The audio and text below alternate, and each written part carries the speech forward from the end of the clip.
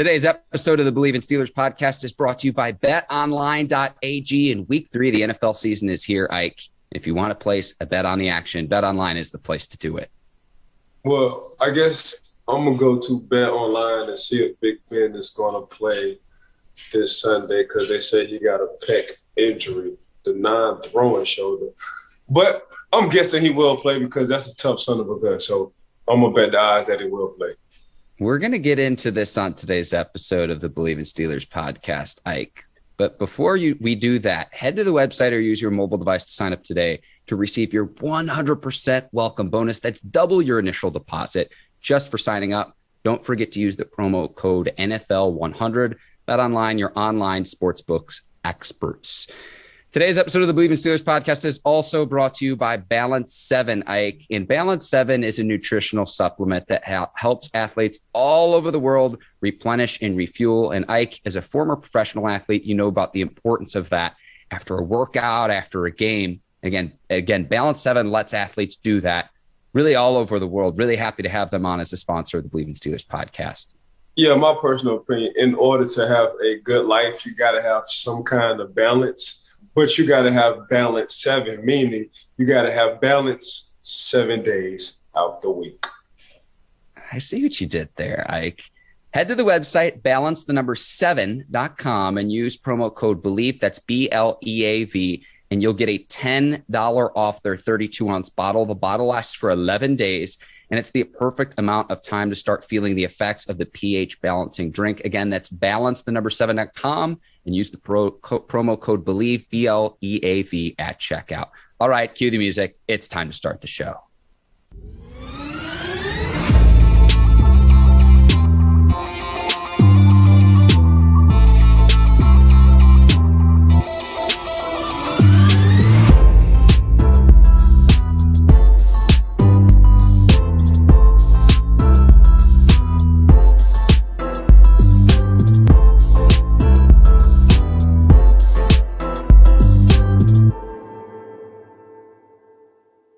Welcome to another edition of the Bleav in Steelers podcast on the Bleav Podcast Network. I'm your host, Mark Bergin, joined as always by my guy, 2-time Super Bowl champion and 12-year veteran of the Pittsburgh Steelers, Ike Taylor. IT, week 3 is here. Bengals coming into Heinz Field, taking on the Pittsburgh Steelers. We've got AFC North football this weekend. I'm fired up. I'm excited. We're going to have a full preview on today's show. How are you doing this morning, my man? I'm doing good, Mark. Can't wait to talk about these AFC North divisional games. That means a lot. Yes, sir. And we're going to get right into it. Ben Roethlisberger showing up on the team's injury report with the pectoral injury. And I think it was interesting listening to Mike Tomlin saying the team was going to need to be adjustable. Big Ben might be limited this week in practice. We're recording this just for the listeners and viewers that know this. This episode's going to be out on Friday. We're recording this on Wednesday morning. So information can change, can be fluid. But he wasn't on the team's injury report following the week 2 loss to the Raiders. He pops up on the injury report at the start of this week. Ike, it's only through 2 weeks, and I feel like the Steelers are already dealing with injuries, mostly on the defensive side of the football. But here we go. You got to have that next man up mentality. I do expect Big Ben to play on Sunday against the Bengals, but this is something I'm going to keep my eye on. Yeah, of course. I think Big Ben will play. And the reason why I think Big Ben will play, he don't want to go out like this. My personal opinion, I think this could be his last year. Obviously, the defense do have injuries, but they still balling out of control, so say. So Ben understands now how important defense is. You got a young Najee sitting in the backfield. Of course, he can run through the tackles. Not only he can run through the tackles, but he can also catch the ball and score touchdowns if we need him to receive the ball like he did against the Raiders on Sunday. So 7 looking at a lot of different things. Still have a young offensive line. So it's going to take some time for those guys to kind of rally around each other and kind of get everything together and be on the same page every time when it comes down to play. So we're just looking at it, man. Big Ben, from what I see, he's still having fun. You know what I'm saying? So him having fun meaning he going to find a way to get on the field. Now, did he like that 4th and 1, let's bring the special teams out and not go for a call? No, I don't think so, because I looked at his body language and he didn't like that at all. So, but other than that, just knowing how tough 7 is, man, he's going to play Sunday. They just going to do all these precautionary measures, make sure they're going to risk anything else and give him everything he needs as far as like energy and being ready for Sunday against the Bengals. Like right off the top, I have to give a shout out to our producer, Courtney Vargas. You always refer to Big Ben as 7, and she's got that in the lower third. If you're watching the Bleav in Steelers podcast on your device right now, she's got 7 in the lower third right now. I absolutely love that. Few stats I want to get to with Big Ben, and then we'll get into the preview between the Bengals and the Steelers and some of the keys to the game. But if you look at the next gen stats, Ike, 2.41 seconds, that is the fastest release time in the NFL through the first 2 weeks of the season. So you might look at the traditional stats and say, well, Big Ben's only been sacked 4 times. This is a very young offensive line. Dan Moore, the left tackle, and then Kendrick Green are both rookies.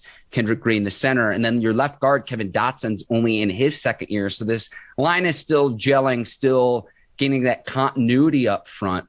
But what I wanted to bring up, Ike, was this. We talk about establishing the running game so much on this show. 2 stats I want to run by you as well.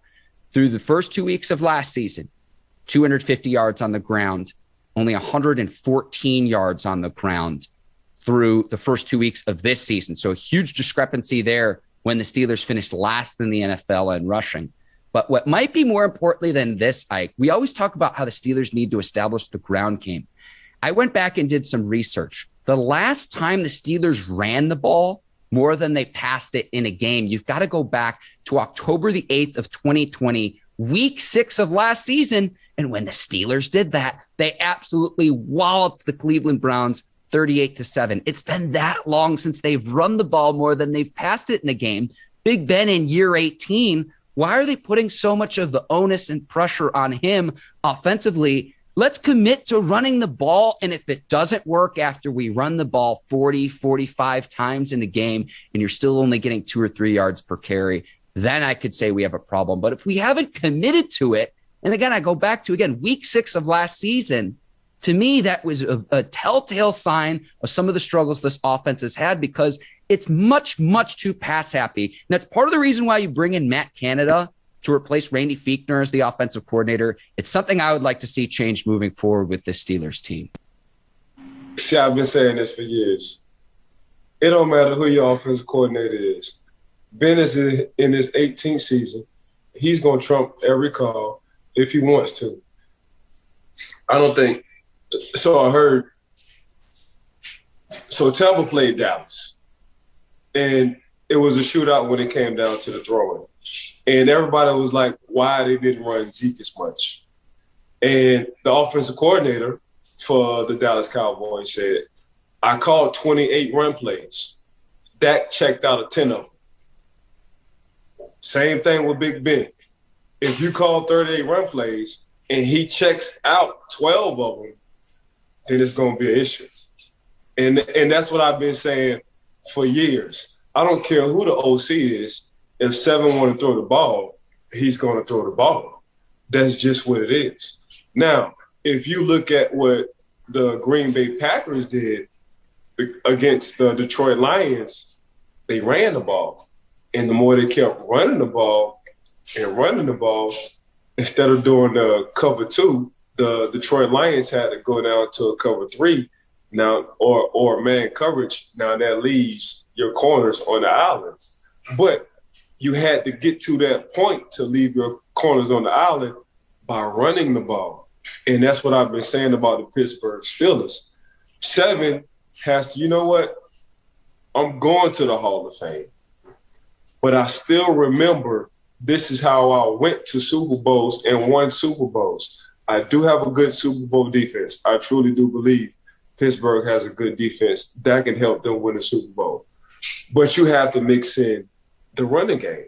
So when you have a Jerome Bettis, when you have a Willie Parker, when you have who else we had? A Deuce Staley.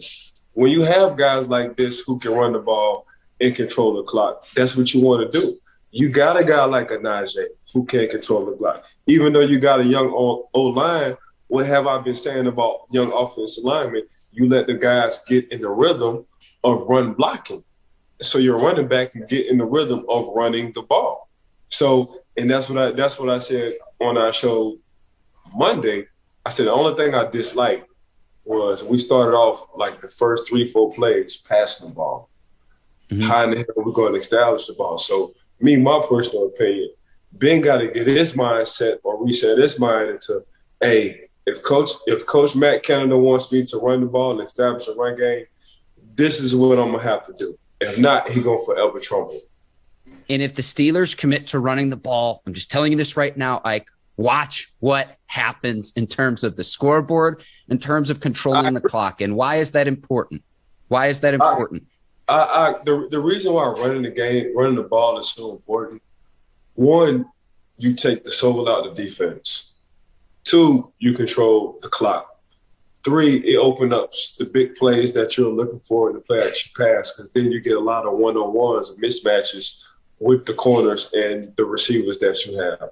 That's what running the ball does. When you're getting the ball out 2.4 seconds, right now, the fastest time in the league, basically as a corner, I'm going to sit on every route because I know the ball is coming out quick. So I'm not worrying about deep routes. The only time I'm worrying about deep routes, if I see 2 backs in the backfield or if I see 2 tight ends on the field. That's how I know you're looking for the pass protection. But other than that, if you got 3-4 receivers out, I know the ball got to come out quick, because if I look at my game sheet and Coach LeBeau comes into the thing like Ben is getting the ball out 2.4 seconds, first thing I'm thinking is they're going 3 or 4 wide and they don't trust the offensive line right now. That's how you look at it from a defensive standpoint. And I can't help but think that there's a correlation in losing the time of possession in the first 2 weeks of the season. And you see injuries all along the defense. I'm talking about TJ Watt and his groin injury, whether that has any impact beyond week 2. I'm talking about Alex Highsmith as a groin injury. Joe Hayden and Devin Bush didn't play against the Raiders. They also have groin injuries. Tyson Alualu is out for the season with a fractured ankle. He had surgery on Monday. I can't help but think that you have some of those defensive injuries because you're keeping the defense out on the field longer because you're not controlling time of possession. So again, I know it's only a 2-game sample size, and right now I'm not going to say it's a causation. I'll say it's a correlation. But if this is going to continue to be a theme, then you could say, well, the Steelers struggle with running the football. How about getting closer to that 50-50 split between running and passing? Or how about running the ball more than passing it in a game, even if early on in the first and second quarters, I know it's hot out and it's easier for defenses to tackle than it would be later in the season when it gets cold out. But how about saying, okay, if you run the ball 40 times in a game, are you still struggling to control the line of scrimmage? Because defenses wear down when they're out on the field longer in the third and fourth quarters. And again, week 6 of last season, I'm going to keep banging this drum, Mike, because I did the research on it. October 8th, 2020 is the last time the Steelers ran the ball more in a game, more than they passed it. And Big Ben's in year 18. It's not like he's a spring chicken anymore, Ike. It's not like he's in the prime of his career and he can completely dissect a defense, because we have not seen that through the first 2 weeks of the season. This offense has to get better if this team wants to have any kind of success this season, because like you said it, Steelers have a pretty good defense. As the Baltimore Ravens, if they like Lamar Jackson, because they lead the league in rushing pretty much every year. As the Cleveland Browns defense, if they like Nick Chubb and Kareem Hunt, because they're probably top 3 in rushing every year. As the Tennessee Titans, because their defense is so-so, if they like King Henry getting the ball in the second game and they wind up winning that game in Seattle last week. So that's what I'm saying. And you can even ask in the playoffs. In the playoffs, as Tampa Bay and their defense, if they like playoff P, Leonard Fournette getting the ball hand off to him. And if you want to talk about the Super Bowl that the Kansas City Chiefs won, ask the defense if they run a game in that Super Bowl. And that's just been the recipe. When you have a good running game, man, your defense also, it loves it, but it gives us a breather, and it takes the soul out of other teams because we feel the same way. If a team that runs on us and is having success on us, man, that's not a good feeling. You know what I'm saying? And when I was playing, it was Jamal Lewis, it was Corey Dillon. Who else we had? Jamal Lewis, Corey Dillon, Sean Alexander in the Super Bowl. Alexander, Anderson coming from Denver. Who else we played? Basically, in that playoff, when we won the Super Bowl in 2005, we played the top 5 offenses. Edgerrin James with the Colts. So it was Edgerrin James. Hall of Famer Edgerrin James, too, I might add. Corey Dillon was a grown man. I mean, Corey Dillon, when Corey Dillon saw a DB or a corner, he said, "Come here, boy," while he was running, because he already knew what he was going to do to you. You know what I'm saying? So you had a Jamal Lewis and his prime coming from Tennessee. You know about Jamal Lewis. Man, we had Rudy Johnson coming from Auburn and Cincinnati. So, man, we played, Sean Alexander from Alabama. So we played nothing but dogs when it came down to the playoffs. But the reason why I'm saying this, everybody had a run game. I'm naming the top 5 offenses at the time in 2005. But you got a Hall of Fame, Edgerrin James. You got a dog of Sean Alexander. You already know what Jamal Lewis was doing with the Ravens. Then you got Rudy Johnson, who was a stud, and Corey Dillon at the same time for the Cincinnati Bengals. Now, all 4 of them in the Denver Broncos had Jake Plummer, Jake the Snake. We used to call him Jake the Snake, and that zone running scheme. So we played against the top 5 offenses, and all top 5 guys had a running back or a running game. And that's what Pittsburgh, like I'm reading on this screen right now, coming from Miss Courtney, you got to commit to the run game. That's what you have to do. Yep. Averaging on first down only 4 yards per play for the first 2 games, Ike. That's tied for the 29th worst in the NFL. You don't get yards on first down, you put yourself in a worse situation on second and third down. Now, the Steelers have only spent $12 million along that offensive line, which is the lowest in the NFL. And you mentioned some of those teams that can run the football, Ike. Tampa Bay, $50 million. Excuse me. The Cleveland Browns, $50 million.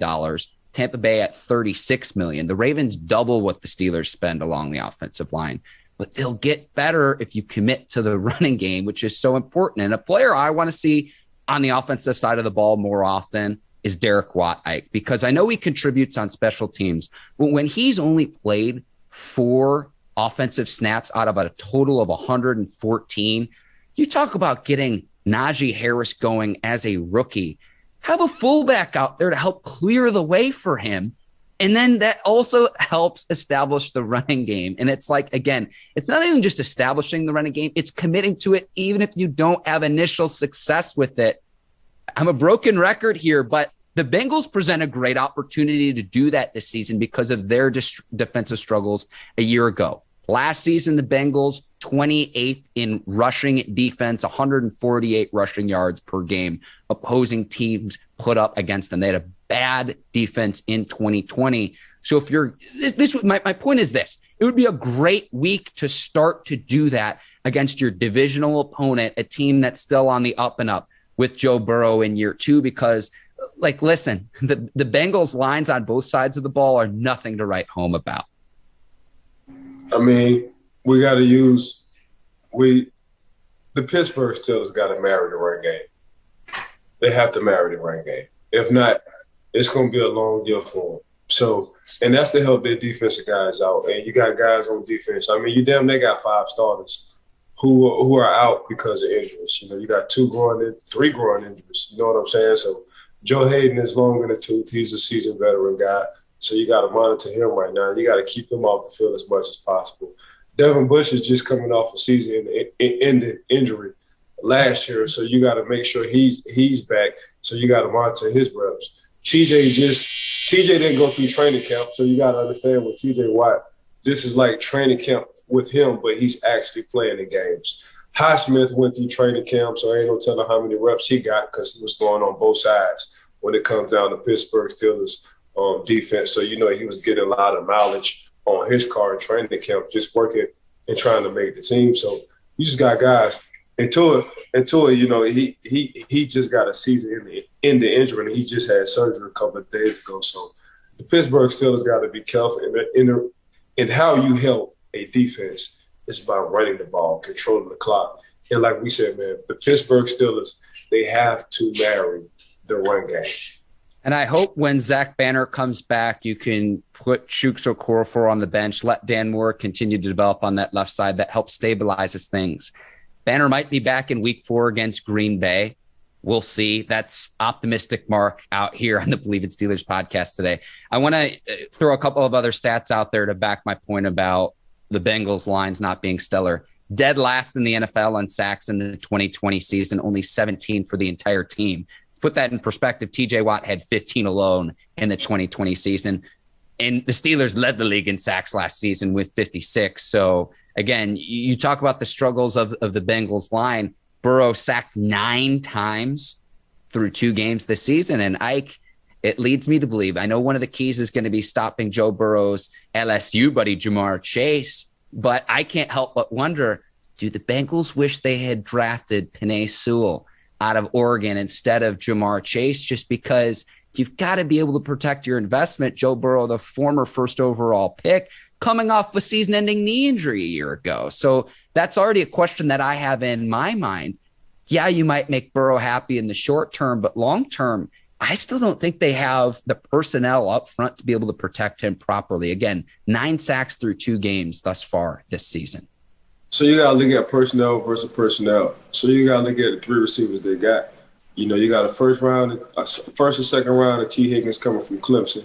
Then you got Tyler Boyd, who came from Pittsburgh. He's a stud in the slot. Then you just picked up Jamar Chase, another first-round draft pick. So now you got to look at the Pittsburgh Steelers defensive side.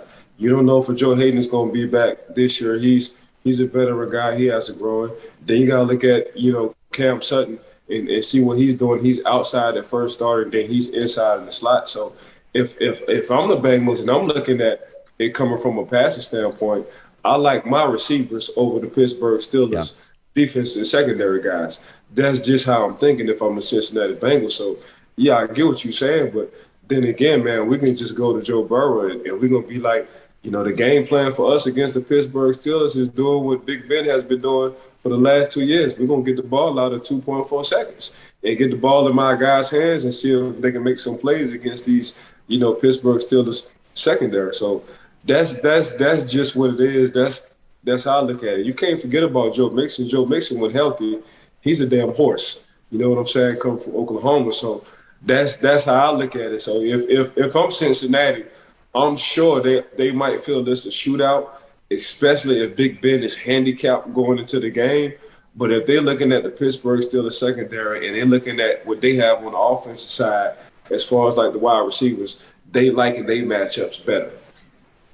Ike, you read through all of my notes. One thing I would add, Jamar Chase, 7 receptions, 22 yards per reception. So he is a playmaker on the outside, no doubt there. Ike, it is also the Mike Hilton revenge game. The Nickelback, former Steelers player, now a member of the Cincinnati Bengals, and he signed a 4-year deal worth $24 million. I'm happy to see that he got paid, given his playmaking abilities for the Steelers for the last several years. He's snitching all day. He letting them know the whole playbook, because I know if I was in his shoes, I would as well. So, man, when we get on the field and I see these signals and I see how they want to control the offensive line and shift to whoever the mic is, who goes in motion, who don't go in motion, personnels. Man, if I'm Mike Hilton, because I was a fan, matter of fact, I got Mike Hilton started. They didn't want to start Mike Hilton until I came and I sat down with Kevin Colbert. And I said, man, who is this little guy who keep making these damn plays all the time he's on the field? Oh, well, he's too short. I said, man, this guy's a damn football player. Little do you know, Mike Hilton wound up being one of the Pittsburgh Steelers from a secondary standpoint. Best blitzers. He wound up getting some cheese going to Cincinnati. So happy for Mike Hilton because he's been one of my favorites. But, yeah, if I'm him, I'm telling the Cincinnati Bengals everything with Pittsburgh do when it comes down to personnel. This makes me nervous, Ike. This makes me nervous where he's got the inside intel. He's almost like a double agent at this point. 100%. Still looking for his first sack and first interception of the season. He does have 2 TFLs as a member of the Cincinnati Bengals, and that still just kind of breaks my heart. Like last season, Ike, we came on this show, we were saying how we thought he was a Pro Bowl player. He's one of the best defensive players for the Steelers last season. Yeah, that's how I felt about Mike, man. I felt like Mike was just a Steeler, take the size out of it. He's not a honey badger, not even close to being a honey badger. But at the same time, when you want to talk about just having a big heart, regardless on the statue, That was Mike Hilton. You know, when you look at it from a defense coordinator, you got a guy who plays the nickel or the dime position, but he can also rush and make tackles like an outside or inside linebacker. Man, there you go. So you just can't have it all. You know, between the Honey Badger, he can rush and he can cover. If you want to look at Mike and some of his strength, man, it was more getting sacks and blitzing and getting to the quarterback. You know what I'm saying? So they picked and choose when they wanted him in coverage. So that's just how it is. But yeah, man, I'm a huge fan of Mike Hilton, and I know for sure he's giving all the info to the Cincinnati Bengals on what the Pittsburgh Steelers like to do on the offensive side. When you go into Kevin Colbert's offense, they tell you he's too short. What else happens in that conversation? I know you probably said some of the same things you just told me, but what's that interaction like? Some of the scouts was, they looked at his height. And, once they look at his height, I get in my feelings and I tell some of the people, this is why y'all don't know football and this is why I won 2 Super Bowls, and y'all got to understand us as players, we're actually GMs. Like, we know who's good and who's not good. But since you want to sit around and look at height, size, and speed and measure my hands and my arm length, I get it. But I'm actually looking at how this guy can help the team. That's what I'm looking at. So, lo and behold, they wound up putting Mike Hilton in the ball game, and now he just signed a $24 million contract. So happy for him. Okay, Ike, around the league, a few other week 3 matchups before we get into our score predictions for Bengals and Steelers. 2 premier games. You've got Chargers, Chiefs, an AFC West division matchup that's going to be in Kansas City. And I got to say this, Ike, as much as I like that Kansas City Chiefs offense, that defense is a little bit suspect to me. Now, I know the Chiefs played the Browns and the Ravens in the first 2 weeks of the season, 2 playoff teams from a year ago, but they really needed Honey Badger back. He forced a few turnovers on that Sunday night thriller against the Ravens, but the Ravens, as decimated as they are from an injury standpoint, still able to pull out the victory. I know the Ravens were at home as well, but that Kansas City Chiefs defense, to me, is going to be a huge question mark going forward in this season. And how much can you rely upon Patrick Mahomes and company from an offensive standpoint to bail you out? I think that's a huge question mark for Kansas City moving forward. Yeah, I still probably have the Chiefs winning. And the reason why I have the Chiefs winning is because I don't think the Chargers will stick to their running game. I do think the Chargers have a nice running game. But if the Chargers do win, the Chargers will win, 1, because they stuck to their running game, 2, because the Kansas City Chiefs can't stop the run. But this has always been the Kansas City Chiefs. If you just look at the personnel for the Kansas City Chiefs on defense, they figure they always going to be ahead because they got Patrick Mahomes, so we can always rush the passer. So you get guys who like to rush the passer. When it comes down to the run, stopping the run, they've been dead last for like the past 3 years. Top from 28 all the way down. When it came down to stopping the run, that's just what it is, because everybody trying to play keep up or catch up with the offense, so they got to pass a lot. But when you got 2 teams, and it was the Cleveland Browns did the same thing. They could have won last year in the playoffs, but they didn't. I felt like the stage was too big for them, and that's why they wound up playing the Cleveland Browns again. They should have won it. They missed out on opportunities. Now you go to a depleted Baltimore Ravens. Baltimore Ravens, they just going to run the ball all the time, and that's exactly what they do. But now it's 11 on 11. And what I mean by 11 on 11, my quarterback can also be a running back. So you see, as a defensive coordinator, you look at it 10 on 11. When you got a Tom Brady, you ain't looking for Tom Brady to make no runs. You ain't looking for Tom Brady to break no 30, 40-yard gains. You ain't looking for no Peyton Manning to break no 30 to 20-yard gains when it comes down to the running game. So now it's a true 10 on 11. But when you got a Mike Vick, when you got a Lamar Jackson, when you got a Kyler Murray, when you got a Russell Wilson, when you got guys who can run as well as pass, it becomes a true 11 on 11, So, but they stuck to Baltimore Ravens, I'm talking about. They stuck to their game plan. The only way the LA Chargers will beat the Chiefs if they stick to their running game. I hope they don't get in a shootout or want to get in a shootout. I hope they just see what the Baltimore Ravens did. They stuck to their run game even when they was down. They made the plays they needed to make on defense because in the secondary standpoint, the LA Chargers, they got some nice guys on that secondary. You know what I'm saying? Bosa is back coming off his injury. They got some guys on that D-line too that can also get to the quarterback. Now it has to be, I have to make Patrick Mahomes start rolling left and throw the ball. That's what these teams got to start coming up with, because when he gets outside the pocket and he extends plays and when he runs right, that's when a lot of good happens for the Chiefs, a lot of bad happens for opposing defenses. So if I'm a defensive coordinator, man, I will make sure that Patrick Mahomes won't be rolling right to extend plays. He will be rolling left to extend them plays. Interesting analysis there, I've never really even thought about that. And I know Mahomes, son of a former professional Major League Baseball player, is known throughout the league for all the different arm angles that he can throw the ball, but certainly a lot easier to do as a right-handed quarterback rolling to the right than it would be a left throwing across his body, even as talented as he is. You mentioned Tom Brady, and the Bucs and Brady head out to SoFi Stadium this weekend taking on the Rams. This to me might be like an NFC Championship preview. Like, I think it would be safe to say this, Ike. One of these two teams will be in the NFC Championship later this season. I don't know which of the two, but this to me also represents, and I've got to pull up the lines here, maybe one of the last times that the Buccaneers would be considered an underdog for the remainder of the 2021 season. But I cannot wait to watch this because we know what the Rams can do defensively and all the weapons that Tom Brady has offensively and what he's doing at age 44.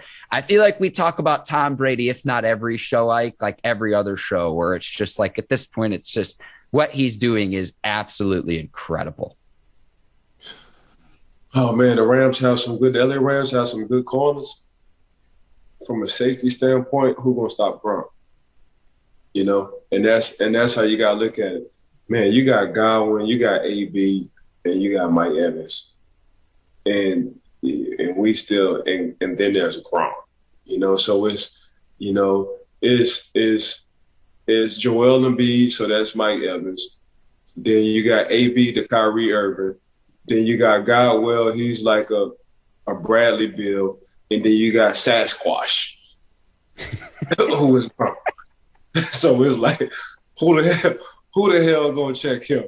You know what I'm saying? So, Tom Brady pretty much got everything at his disposal, so to say. So, man, I get it. We like the LA Rams defense, and I do agree with you down the line. They're gonna wind up seeing each other again because of Matthew Stafford and his arm strength and, him finally getting in the rhythm with the offense, so to say. And I love the LA Rams defense. But goddamn it, Tom Brady, he got some weapons, bro. Yep. So it's just going to be tough, especially when you got Sasquatch sitting right on his hip. The Buccaneers are actually favored by 1.5 on the road. This to me is like I want to see Chiefs and Chargers, but this Bucs-Rams game is to me like, other than the Steelers-Bengals, the one I'm going to be watching this weekend. All right, Ike, time for score predictions. Bengals at Steelers. The Steelers, to me, absolutely need this game, and I know that every week is a must-win game, but you've got Green Bay in week 4. They looked a lot better, the Packers did, in week 2 after absolutely getting walloped by the Saints in week 1. And you're talking about a Packers team that was in the NFC Championship a year ago. The Steelers favored in this game over the Bengals by 4.5 points. I've got them covering, and I've got the Steelers 24, Bengals 17. What say you, Ike Taylor? Bengals 24, Steelers 21. Wow. Explain your rationale there. I just think from an offensive standpoint, and the depleted defense and Ben's injury, it will affect the layout of the game. So I'm gonna go with the Cincinnati Bengals on this one. I know everybody's gonna be mad at me, but who cares? Well, listen, Ike, you're being real. You're being authentic. You're being genuine. And honestly, that would be more of a disservice to our listeners and viewers than if you weren't. But I think the Steelers, again, I'm just looking ahead on the schedule. I know that the players of the team should do this, but if you lose this week, Ike, I'm looking at that week 4 matchup on the road in Green Bay at Lambeau Field. You lose in listen, you lose in week 3, you're talking about starting the season possibly 1-3 if you go into Lambeau. It's just a tough place to play given the home field advantage there. So that's why I've got the Steelers winning. But I feel like that matchup is better because also the running defense for the Packers isn't a good defense. I think they're dead last. They might be second or third dead last when it comes down to stopping the run. So I feel like that matchup might be better for the Pittsburgh Steelers if they marry the run, so that's what it is with them. But with the Bengals, man, it's just that divisional games are always tough, regardless of what the record is for whoever you're playing in a divisional game. So, yeah, and they're at home. Cincinnati Bengals at home. So I kind of like where the Cincinnati Bengals are headed. I don't like the injuries that the Pittsburgh Steelers have on defense, let alone, 7. So that's why I'm going 24-21 to Cincinnati. I checked that. I want to make sure you know this. The Steelers are playing at Heinz Field this weekend against the Bengals. I'm sorry. It don't matter. I still have them losing 24-21. Okay. You heard it here first. I feel like we're going to put this clip out on social media, Ike, and you're going to hear from it. But again, you go back to, we got to be real. We got to be genuine. We got to be authentic. Each AFC North team through 2 weeks of the season at 1-1. A lot of parity in this division that saw 3 playoff teams a season ago. Ike, as we wrap up here, 2 things to mention. The Steelers signed 2017 first-round defensive end Taco Charlton to the practice squad, the second first-round draft pick on the practice squad now because they've got safety Carl Joseph. And then your former teammate, Ike, James Harrison, is going to be profiled on A Football Life. That's at 9 p.m. Eastern time on Friday night on the NFL Network. I saw a preview clip for that. Looks absolutely fantastic. So just 2 notes that Steelers fans should know about before we sign off here. Yeah, Debo, a.k.a. James Harrison, that's going to be a good one. I got a nice little preview before it came out. So I think the world will enjoy who Debo actually is. I know he's a strong, mammoth-ass man, so say. Well, he also has a good heart and he's a good dude. It's just the way he looks. It looks very scary, so I can see why people might be afraid of him. But he's just a good dude, honest dude, 100% honest dude. But yeah, I think the world will enjoy this on Friday on the NFL Network. I can't wait to watch. Strong is like an understatement for James Harrison too. And if you don't know what I'm talking about, look at his Instagram. He's not human. That's why I said mammoth. Mammoth is going to the dinosaur, the prehistoric days, and all them animals was big and strong.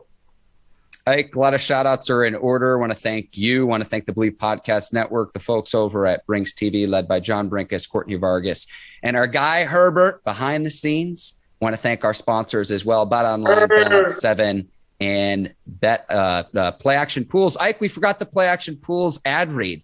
So really quickly, I'll let our listeners know about this here at the end of the pod. PlayActionPools.com, look for the Bleav Football Pick'em, and they pick the 10 highest profile games between college and the NFL. Again, PlayActionPools.com, Bleav Football Pick'em, that's BLEAV. It's a way our listeners and viewers can interact with us, making picks each week on both college football and the NFL. Yeah, so shout out to BetOnline AG. Shout out to Brinks TV, Miss Courtney and staff. Shout out to Balance 7, always keeping my body right 7 days out of the week. And a huge shout out to Play Action Pool. So just want to thank everybody for tuning in. Major shout out to the Bleav in Steelers podcast. Shout out to Mark and Drew as well, bro. So make sure y'all give us 5 stars, man. That's just how y'all like these good hotels and good foods that y'all eat. Y'all go in the 5-star restaurants. So give us nice rate and reviews. We will keep entertaining and educating y'all with the Bleav in Steelers podcast all day, every day, 24/7. Ike, on Monday, we're going to have our recap of the Week 3 matchup between the Bengals and the Steelers. You won't want to miss the Taylor Talk. Ike breaking down at least one play from the game, getting the X's and O's. It was a really popular segment when we did that this last week. So we'll have that again for our viewers and listeners next week as well. I'll go ahead and sign off here. For Ike Taylor, I'm Mark Bergin. Thank you for listening to the Bleav in Steelers podcast. We'll see you next week. Take care, and so long, everybody. Peace.